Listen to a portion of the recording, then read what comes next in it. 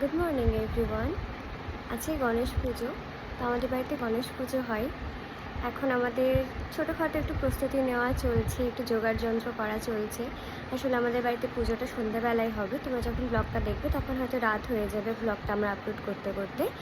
তো মনে হলো যে আমার প্রথম ব্লগ কী দিয়ে শুরু করব, তো আজকে বাড়ির পুজো দিয়েই শুরু করি। তোমাদের সবার সঙ্গে শেয়ার করি যে আমার বাড়িতে কীরকমভাবে গণেশ পুজো করা হয়। চলো তোমাদেরকে দেখাই যে সকালবেলায় আপাতত মা ঠাকুর ঘরে কী কী জোগাড় করেছে, তারপরে বাকি সব কিছু শেয়ার করবে। চলো। এখনও পর্যন্ত ঠাকুর ঘর ভীষণ ছড়ানো ছেটানো আছে। মা এখানে সুন্দর করে আলপনা দিয়ে সাজিয়েছে। তো আপাতত আমাদের এইটুকুনি জোগাড় করা হয়েছে। যেহেতু আমাদের পুজোটা সন্ধ্যেবেলায় হচ্ছে, তো এখন সকালবেলায় নর্মালি পুজো দেওয়া হবে, যেমন বাড়িতে পুজো দেওয়া হয়। এখন সেরকম কিছু জোগাড় করা হয়নি, হালকা ফুলকা জোগাড় করা হয়েছে। তো এরপরে একদম আমরা দুপুরবেলাতে কী করে কী জোগাড় করছি, আমাদের কখন পুজো হচ্ছে, তোমাদের সাথে সব শেয়ার করব। চলো দেখা হচ্ছে। তো আমি স্নান করে চলে এসেছি ঠাকুর ঘরে। আর এসেই প্রথমে আমি গণেশকে স্নান করে নিলাম দুধ আর গঙ্গা জল দিয়ে। গণেশকে স্নান করানো হয়ে গেলে গণেশের পায়ে আর মাথায় দুব্বো দিয়ে আমি গণেশকে প্রণাম করলাম। এরপরে গণেশের একটা ছোট্ট কিউট গা মোছানোর কাপড় দিয়ে গণেশকে সুন্দর করে গা মুছিয়ে দিলাম। এরপরে গণেশের গা মোছানো হয়ে গেলে গণেশকে সুন্দর করে সাজিয়ে তিলক পরিয়ে সিংহাসনে বসাবো। চলো দেখি। তো এখানে আমার গণেশের স্নান করিয়ে গা মোছানো হয়ে গেছে। এবারে আমি গণেশকে সুন্দর করে আতর মাখিয়ে দিলাম, আর মা এদিকে গণেশকে পইতে পরিয়ে দিল। তারপর আমি মায়ের সাহায্য নিয়ে গণেশকে জামা পরিয়ে দিলাম, কারণ আমি জামাটা এখানে একা পরাতে পারছিলাম না, তাই মায়ের সাহায্য নিতে হয়েছে। তোমরা অবশ্যই জানিও আমার গণেশকে দেখতে কেমন লাগছে। এখানে আমার গণেশের জামা পরা কমপ্লিট। এরপরে আমি গণেশকে চন্দনের তিলক পরিয়ে দিলাম। এরপরে মা ওদিকে দুব্বো বেছে দিচ্ছে আমাকে গণেশের হাতে দেব বলে।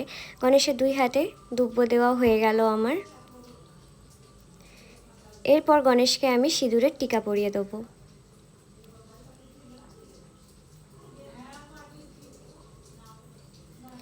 সব কিছু হয়ে যাওয়ার পরে গণেশকে আমি সিংহাসনে বসিয়ে দিলাম। বসানোর পরে একটা ফুল দিয়ে আর দুপুরের ভোগ চাপিয়েছি।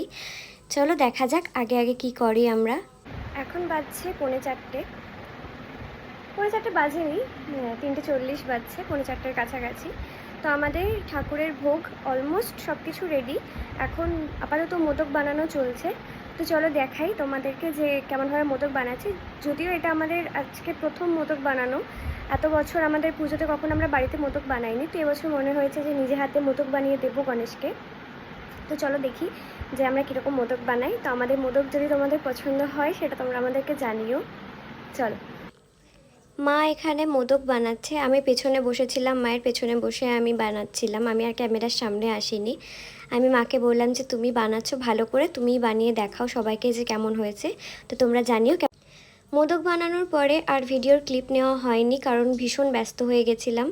তোমরা জানিও আমার গণেশকে ফুল দিয়ে সাজানোর পরে কেমন লাগছে। তারপরে পুরোটা গণেশের ভোগ সাজানো হয়ে গেলে তোমাদেরকে দেখাবো, তখন দেখে বলো কেমন করে সাজিয়েছি, ভালো লেগেছে কিনা তোমাদের। অলমোস্ট আমাদের সব কিছু গোছানো কমপ্লিট। এখন বিকেল 5টা বাজছে, আমাদের 6:30টার সময় পুজো বসবে। তো তোমরা তো দেখতেই পেলে যে আমরা সব কিছু কেমন গুছিয়েছি, তোমাদের কেমন লাগছে তোমরা জানিও। চলো যখন পুজো বসছে তখন দেখা হচ্ছে। সব জোগাড় শেষে একদম 6:30টায় আমাদের পুজো বসেছে। আমাদের ঠাকুরমশাই সুন্দর করে এখানে সব কিছু জোগাড় করে নিয়ে নিজের মতো পুজো করলেন, করে এখানে সুন্দর আরতি করে আমাদের পুজো সম্পন্ন করলেন। তো আমাদের এইমাত্র পুজো কমপ্লিট হলো। এখন সবাইকে প্রসাদ দেওয়া চলছে। আর পুজো বলে কথা, শাড়ি না পরলে হয়, তাই জন্য শাড়ি পরেছি। আর তোমরা জানিও যে আজকের আমার এই ব্লগটা কেমন লাগলো। আশা করছি ভালো লাগবে। এবার আজকে প্রথম আমি ব্লগ বানিয়েছি, কিছু ভুল ত্রুটি হলে মার্জনা করো। চলো আজকে এই পর্যন্তই, দেখা হবে কোনো একটা নেক্সট ব্লগে। টাটা।